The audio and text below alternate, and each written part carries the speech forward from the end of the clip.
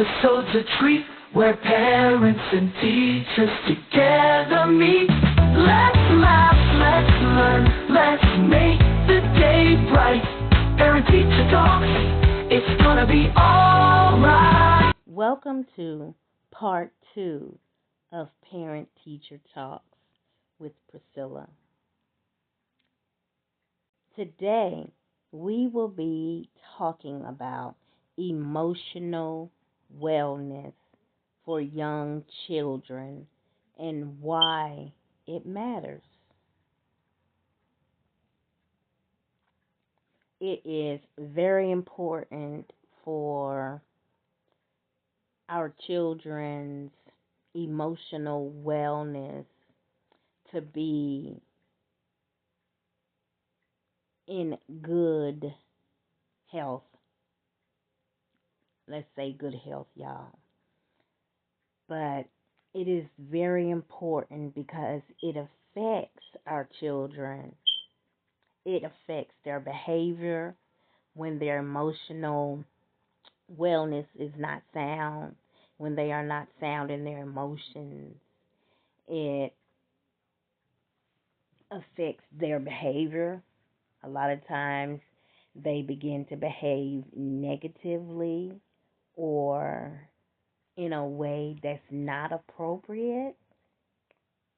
Also, it can have long-term effects on them academically and socially. So we definitely have to take care of their emotional wellness right when we see there's a problem. Why does emotional wellness matter? Also, emotional wellness helps our children form meaningful relationships, secure relationships with peers, family, and teachers. Emotional wellness also improves learning. When children are emotionally balanced, they are better able to focus, engage, and absorb information. They can be more there for the learning experience. Also, emotional wellness increases their resilience. Emotionally well children can better handle challenges and bounce back from difficulties. It helps them become stronger in those areas, in other words. Also, positive self-image, which is absolutely important because fostering emotional wellness supports a child's self-worth and their confidence. This sets the stage for positive mental health later in life. And we know how important that is, that they have positive mental health when they get older. Parent-teacher involvement, we have to be involved in our children's emotional wellness because we have a critical role, because mainly we model for our children every day in the classroom the things that we do and we say. It's modeling for the children. The children reciprocate what they see in the classroom and at home. So we definitely have to be aware of the things that we are doing in front of our children, the things that we are saying in front of our children, because children are watching. No matter how it looks, the children are watching us, and they see what we do, and it will come back out. Even if they don't do it, they might just tell somebody about it. They are like little radios. They repeat everything that they hear. So we just have to be aware that we are always modeling for them. Fostering self awareness. We have to foster self awareness and regulation by identifying emotions. It will help the children identify and label their emotions. Like, for example, I feel sad or I'm excited. A lot of times we have to help the children to realize just exactly how they feel.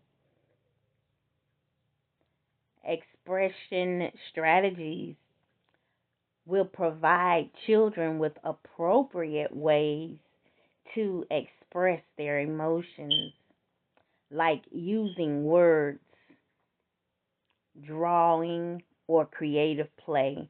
Those are some of the best expression strategies, because a lot of times when children get a piece of paper and start drawing, they're drawing something that they have seen, they're drawing something that they feel.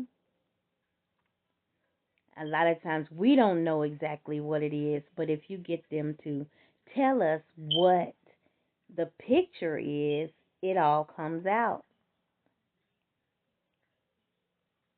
Give them ways to express themselves by allowing them to draw pictures, by allowing them to have creative play, um, with a girl, with dolls and stuffed animals. With boys, maybe creative play with cars and trucks and buildings and things like that. Different things will allow them to express themselves. Also, their words, using words, help them to help them to figure out the words to speak so that they can express how they feel. Like, I feel sad. How do you feel today? And just ask them, what mood? What do you feel like? And try to figure out how to ask them how they feel so that they can express it. If they don't understand how to express it, we have to be the ones that help them to express it.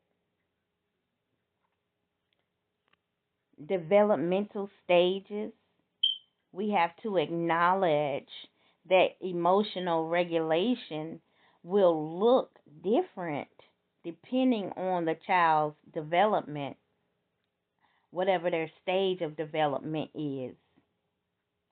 It may look different for your older child than your younger child. All children are not alike. They all have different developmental stages, the different, you know, places where they are developmentally. What works for a 2-year old may not work for a 5-year old. Strategies for cultivating empathy. You all, we have to have those strategies for cultivating empathy. We have to help our children learn empathy. It is very important that they learn what empathy is and how to empathize with others. Role playing. Use role playing, which can help our children understand different perspectives and how others might feel in certain situations. Role playing is a great way to help them understand empathy and how something or someone feels. Sharing and caring create opportunities for children to practice sharing and being kind in their interactions with their peers. We have to help them with sharing and caring for others. A lot of times, our children, they think about what they want and how they want it, and it's all about them. So we have to help them to understand that other people matter also, that it's important to share and care for others, not to just hurt others. Stories and books, utilize stories that focus on empathy and kindness to reinforce these concepts. They have many books out there, that help children understand about empathy. Dealing with stress and anxiety. We definitely have to help them to deal with stress and anxiety. Just like we have issues with stress and anxiety at times, so do children. Children also deal with stress. They also deal with anxiety. They have triggers just like we do. And we have to learn to help children understand what makes them feel anxious and what makes them feel stressed and how to recognize those triggers. We have to help them to understand it. We have to learn to when we're dealing with stress and anxiety. And it's another thing as a teacher and a parent, we have to help the children to understand it as well. Coping mechanisms. We have to teach coping strategies such as deep breathing. Deep breathing. They have many exercises and videos on YouTube where the children can do different exercises and things that will help them with coping, okay, with these coping mechanisms. Using a comfort object like a stuffed animal or taking time out to relax. We have to help them to just take time out. Time out to just stop and breathe and take time to do something else, just like we have to do something like rest. We have to help them also to take that time.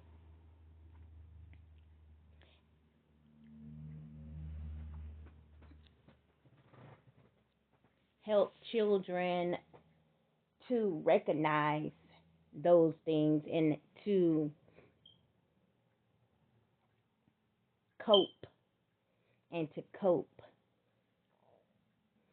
Those breathing exercises, comfort objects, or taking time out to relax are awesome, awesome ways to help our children to cope. Encourage children to use positive phrases like I can do this to manage their anxiety and build resilience. because we know that a lot of times I have heard so many children say, I can't do it.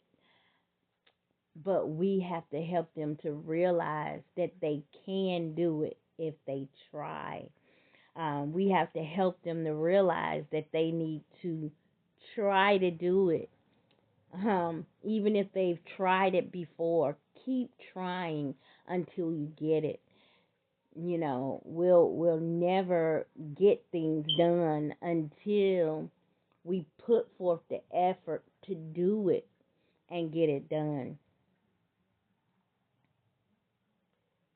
Individual differences, we have to emphasize that every child experiences stress differently. So we definitely have to know that they experience stress differently. Some children can handle stress just like some adults can handle stress.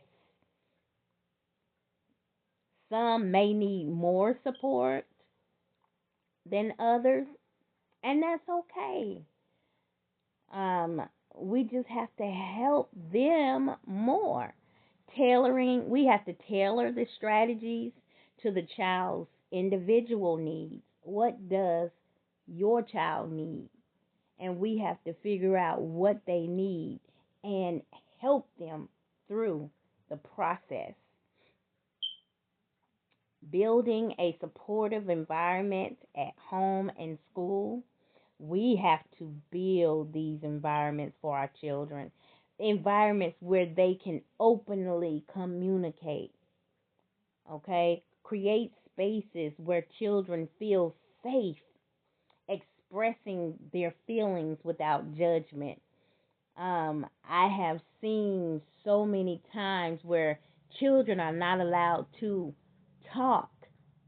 And when children are not allowed to talk, and they don't feel comfortable talking because they haven't been allowed to talk, it causes issues with when there's a serious problem and that child really needs to talk to their parent or their teacher, and because they haven't been allowed to before, and they may be afraid to now, they may be at a place where they don't think they can come to you.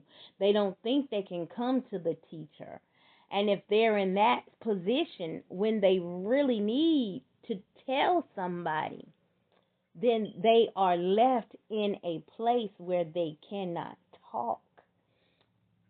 They cannot talk. They cannot express themselves because they're afraid, or what other reason it may be. But we have to encourage them and help them to understand it's okay to express yourself. It's okay to talk.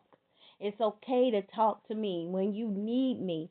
Um, things like that. Positive reinforcement. Praise and acknowledge when children manage their emotions. Praise them. Great job. Great job managing yourself. Great job calming down.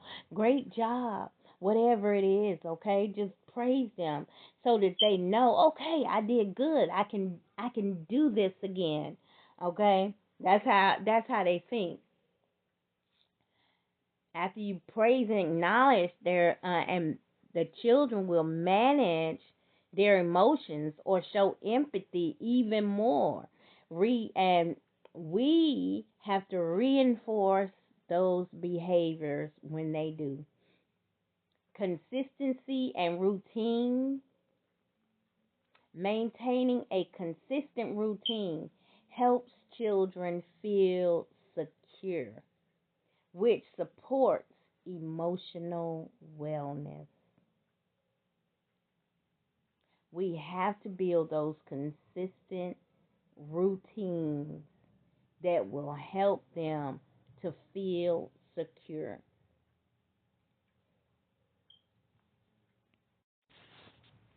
Parent teacher modeling.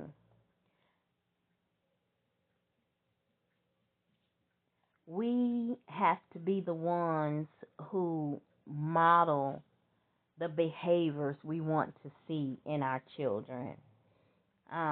We, as in the teachers and the parents, it does matter what we as teachers do in front of their children, because a lot of the children look up to the teachers just like they look up to their parents. They follow behind us, they copy us, they repeat what we say. So it's our responsibility to model for our children the behaviors that we want to see them to do. Children need to see how adults handle emotions. That's on a whole new level. We we whenever we get angry, we can't blow up and explode on someone in front of our children because they're watching, and what they see you do is what they will also do with their friends, with the teachers, with their parents. So we need to show them the appropriate behavior so that they can do the right behavior. Wellness strategies. The wellness strategies that I have for you today: encourage regular physical activity to reduce stress and boost mood. Regular physical activity is great for boosting the mood and reducing stress. That's for adults and children. Healthy eating, good nutrition contributes to both physical and emotional well being. Ensuring that children are getting enough sleep. They have to get the adequate sleep just like we do, which is crucial for emotional regulation. When we are tired, we cannot control ourselves. And it is crucial for general wellness, rest, to get enough sleep. Calming strategies. Calming strategies would include deep breathing. Teach the children how to deep breathe. Those deep breathing exercises that they can do when feeling overwhelmed. You know how my grandmother taught me when I was younger. She said if you're angry, count to 10. Stop where you are and just count to 10. So, would say count to 10 when we get angry instead of reacting. Count to 10 first. And after they count to 10, a lot of times they forgot all about why they're angry. Or we forgot all about why we're angry. So it calms the mood down. My grandma also used to say, if you're angry, don't hit a person, hit a pillow. Hit a pillow. That takes the urge off of wanting to hit a person, and it's a great calming strategy. Mindfulness exercises. Introduce simple mindfulness practices to help children stay present and calm. Nature walks. Oh, y'all, nature walks are very good for calming. Spending time in nature, it can ground you, okay, and reduce stress in children. Reading and storytelling, you all. Reading and storytelling are awesome. Use quiet story time as a calming activity, giving children a peaceful break to regulate their emotions. This is absolutely amazing for them. It is great for them. A story, a quiet story. All right. Soft music also is a great calming strategy. Seeking additional support. You all, this lastly, in cases of a child's emotional difficulties are more complex, there are community resources, professional resources, school counselors, therapists, and psychologists that we can go to in order to get help. If there is anyone in need of any additional support, if anyone needs any community resources in your area, if you need help finding community resources, feel free to contact me.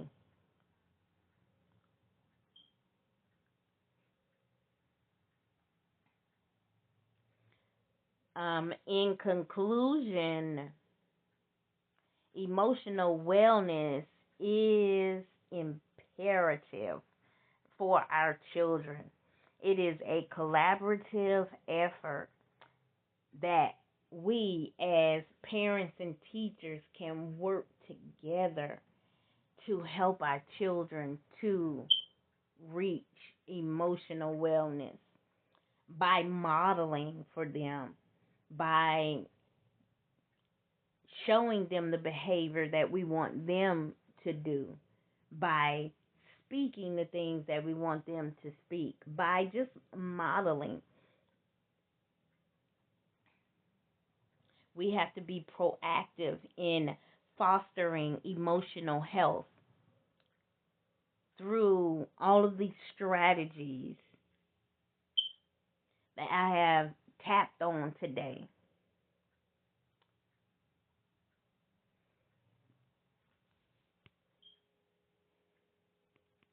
Stay tuned for week 3. Week 3, we will be talking about fostering a love for learning at home and school. How we can encourage children to want to learn.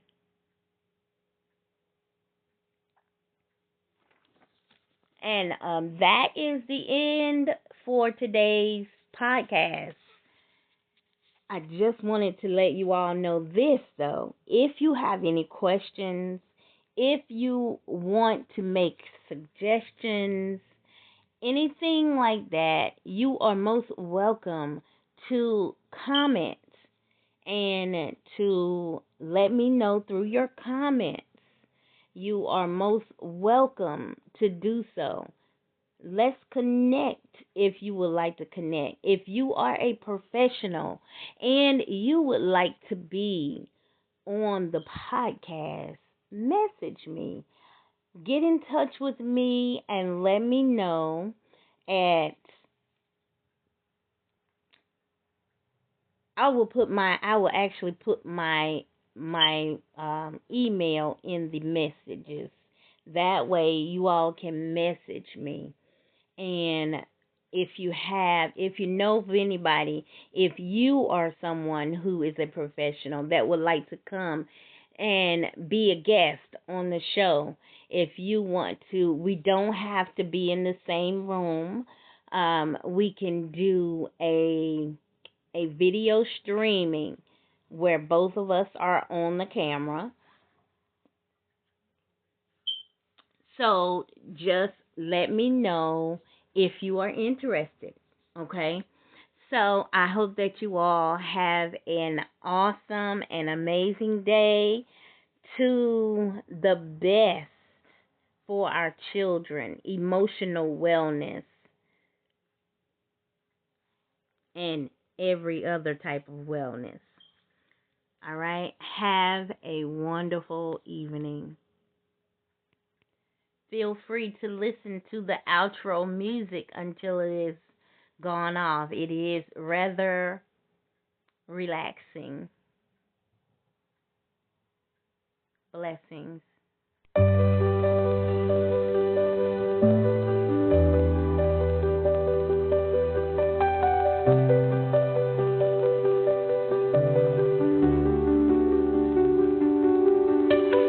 Thank you for tuning in. We're so glad you came. Parent Teacher Talks with Priscilla will be back again.